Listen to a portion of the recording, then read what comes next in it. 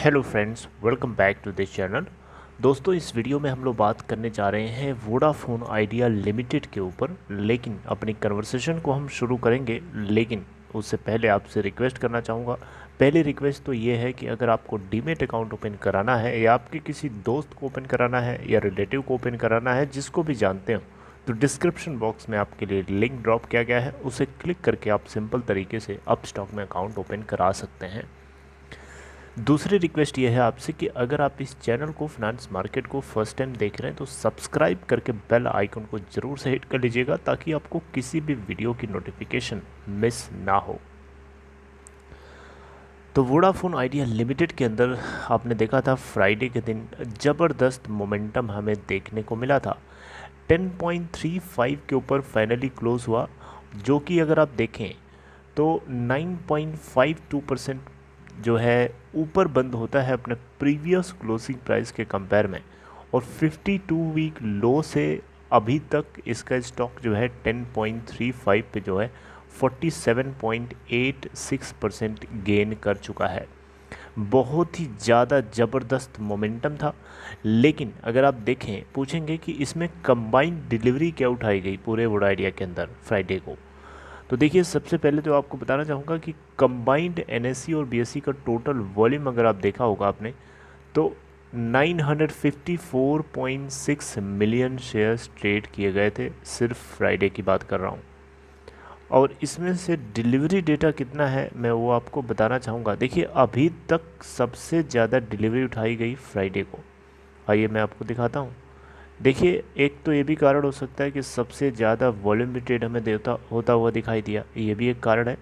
देखिए, यहाँ पे 18 जून 2021 को 25.2% की डिलीवरी उठाई गई, जो कि प्रीवियसली अगर हम देखें तो उससे 9.5% जो है इसमें हमें फॉल देखने को मिला है राइज इन प्राइस की वजह से।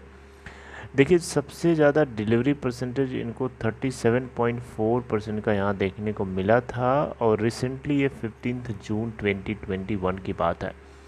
यानी यहाँ पे प्राइस के अंदर राइज तो हुआ है, लेकिन जितना वॉल्यूम ट्रेड हुआ उसके कंपैरेटिवली अगर हम देखें तो इसमें डिलीवरी उतनी ज़्यादा नहीं है।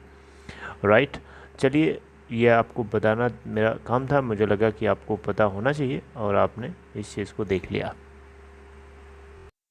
एक चीज़ और बताना चाहूँगा आप लोगों को, इस कंपनी के अंदर शेयर होल्डिंग पैटर्न का क्या अभी स्टेटस है। देखिए, मार्च 2021 क्वार्टर तक अगर आप देखेंगे तो प्रमोटर की होल्डिंग अभी भी 72.1% लगातार बनी हुई है। मार्च 2020 नहीं, लगातार बनी हुई है सितंबर 2019 से, उसमें कोई भी चेंजमेंट नहीं किया। उससे पहले 71.6% थी जून 2019 में, फिर इन्होंने कुछ खरीदी स्टेक, इसके बाद अभी तक लगातार बनी हुई है। अच्छी बात यह है कि इसमें ना तो इन्होंने गिरवी रखा है ना तो कोई लॉकिंग है। एफआईआईज़ की अगर होल्डिंग देखें तो मार्च क्वार्टर में 4.6% थी, जबकि इससे पहले 6.1% थी। डीआईआईज़ 1.1% के साथ बने थे, जबकि इससे पहले वाले क्वार्टर दिसंबर में 1.4% थे। पब्लिक शेयर होल्डिंग यहाँ पे 22.3% बढ़ के हो गई, जबकि इससे पहले दिसंबर क्वार्टर में 20.5% थी। ओके, म्यूचुअल फंड्स की क्या होल्डिंग है इसके अंदर अभी आपको, वो भी मैं आपको बताना चाहूँगा। देखिए, म्यूचुअल फंड्स जहाँ पे भी होल्ड करते हैं वो कंपनी कहीं ना कहीं वैल्यूएबल होती है। ऐसे अरे गहरे कंपनी में वो होल्ड नहीं करते, क्योंकि उनको बहुत ज़्यादा नॉलेज होता है। देखिए, यहाँ पे वोडा आइडिया के अंदर म्यूचुअल फंड्स की मंथली होल्डिंग मैं आपको बता देता हूँ मार्च क्वार्टर के आगे का।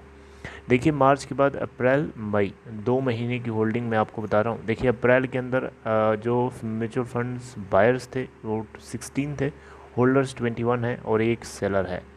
मई मंथ का अगर आप देखिएगा तो 13 बायर्स हैं और 21 होल्डर्स हैं और एक सेलर है। अब जून मंथ का डेटा आगे जुलाई जब शुरू होगा तब रिलीज़ किया जाएगा, मैं आपको तब बताऊंगा। देखिए, अपनी खबर को मैं बताऊंगा, लेकिन उससे पहले मैं आपको बताना चाहूँगा मंडे को क्या स्टेटस हो सकता है। देखिए, मंडे को जो भी इसमें टेक्निकल रेजिस्टेंस और सपोर्ट्स हैं वो आपको एक बार नोटिस कर लेना चाहिए। मैं आपको बता देता हूँ जल्दी से। देखिए, रिलेटिव स्ट्रेंथ इंडेक्स इस कंपनी का 67 है, मनी फ्लो इंडेक्स 69 है। और रिलेटिवली अगर आप इसके सपोर्ट और रेजिस्टेंस अगर आप देखेंगे तो देखिए 9.70 का इसका रेजिस्टेंस जो कि ब्रेक हो चुका, 9.95 का रेजिस्टेंस ब्रेक हो चुका, 10.10 का रेजिस्टेंस ब्रेक हो चुका, सारे रेजिस्टेंसेस को तो ये ख़त्म कर दिया। सपोर्ट की बात करें तो देखिए सारे सपोर्ट्स ये नीचे के हैं। अब नया सपोर्ट और नया रेजिस्टेंस जब जनरेट हुआ, देखिए अभी मैं आपको बताना चाहूँगा मंडे को इसके अंदर तेज़ी अगर आपको नहीं दिखाई देगी तो ये गिरेगा भी नहीं, बना रहेगा उस लेवल के ऊपर जब तक ये डील जो है इनकी मटेरियलाइज़ नहीं हो जाती है QIP के रास्ते से 7,000 करोड़ रुपए रेज़ करने वाली। ठीक है। और बाकी हाँ, उससे पहले जो कुछ प्रेडिक्शन है वो उतना ज़्यादा करेक्ट नहीं होगा। तो चलिए अब सीधे बात करते हैं अपडेट की। तो अपडेट ये है गाइस दोस्तों कि आपको बताना चाहूँगा एक बड़ी अच्छी खबर है। ये खबर आपको सुन करके बहुत अच्छा लगेगा। जी हाँ, देखिए 3 कंपनीज़ हैं हमारे प्राइवेट सेक्टर में, टेलीकॉम सेक्टर में, वोडा आइडिया, भारती एयरटेल और रिलायंस जियो। इन तीनों के अंदर हमने देखा कि मार्च 2021 के मंथ में सब्सक्राइबर ग्रोथ होती हुई दिखाई दी। अभी तक आपको पता चल रहा था कि एयरटेल जो है वो ज़्यादा गेन कर रहा है रिलायंस जियो से, लेकिन ऐसा नहीं है। एयरटेल की गेनिंग जो है वो पोटेंशियली गेन कर रहा था और रिलायंस जियो जो है थोड़ा कम गेन कर रहा था, लेकिन ऐसा इस बार नहीं हुआ। रिलायंस जियो ने मार्च के महीने में सबसे ज़्यादा गेन करता हुआ टेलीकॉम ऑपरेटर निकला। उसके बाद एयरटेल है और उसके बाद वोडा आइडिया है। देखिए अगर सिर्फ बात करें भारतीय एयरटेल या जियो की बात करें तो 7.9 मिलियन जो कि 8 मिलियन टोटल सब्सक्राइबर्स को ऐड किया था। जबकि भारतीय एयरटेल अगर आप देखें तो मार्च 2021 के मंथ में 4.05 मिलियन जो है सब्सक्राइबर्स को ऐड किया था। जबकि वोडा आइडिया के अंदर 1.08 मिलियन सब्सक्राइबर्स को ऐड किया गया मार्च 2021 के अंदर। देखिए ये डेटा जो है ना ट्राई की तरफ से रिलीज़ किया जाता है मंथली बेसिस पे। ठीक है, तो मंथली सब्सक्राइबर्स ये हैं। अब आप देख सकते हैं एक समय था जब वोडा आइडिया, इससे पहले जब डेटा रिलीज़ किया गया था फरवरी मंथ का, तो उसमें वोडा आइडिया को 0.65 मिलियन सब्सक्राइबर्स यानी 6 lakh something, close to 7 lakh कह सकते हैं, जो है 7 लाख सब्सक्राइबर्स जो है ऐड हुए थे। जबकि इस बार देख सकते हैं 10 लाख सब्सक्राइबर्स ऐड किया है वोडा आइडिया ने। तो क्या आप इसे ग्रोथ नहीं कहेंगे? क्या अभी आपको कॉन्फिडेंस नहीं आ रहा है इस कंपनी के अंदर? डेफिनेटली आना चाहिए, क्योंकि कंपनी की ग्राउंड रियलिटी यही है कि ये अपने पुराने शेप और साइज़ को गेन करने में लगातार लगा हुआ है। देखिए कोई भी फंड इन्फ्यूज़ करेगा इस कंपनी में तो यही सारी चीज़ें देखता है, और मुझे लगता है कि ये सारी बातें जो है कंपनी के अंदर फंड को इन्फ्यूज़ करने वाले पर्सन के लिए या ग्रुप इन्वेस्टर्स के लिए ये सब एक सॉलिड प्रूफ की तरह काम करेंगी। ये छोटी छोटी अपडेट्स जो हैं, इन सारी अपडेट्स को कंपाइल करके अगर आप देखेंगे तो कंपनी का पोर्टफोलियो स्ट्रॉन्ग नज़र आएगा।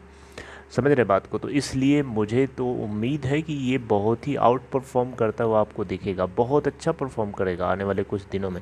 सबसे बड़ी इसकी दिक्कत एक फ़ंड की है, और फंड की दिक्कत थोड़ी बहुत मटेरियलाइज भी हो जाती है तो उसके बाद इनके Q4 की अर्निंग्स का डेटा बहुत ज़्यादा मैटर करेगा, बहुत ज़्यादा मैटर करेगा।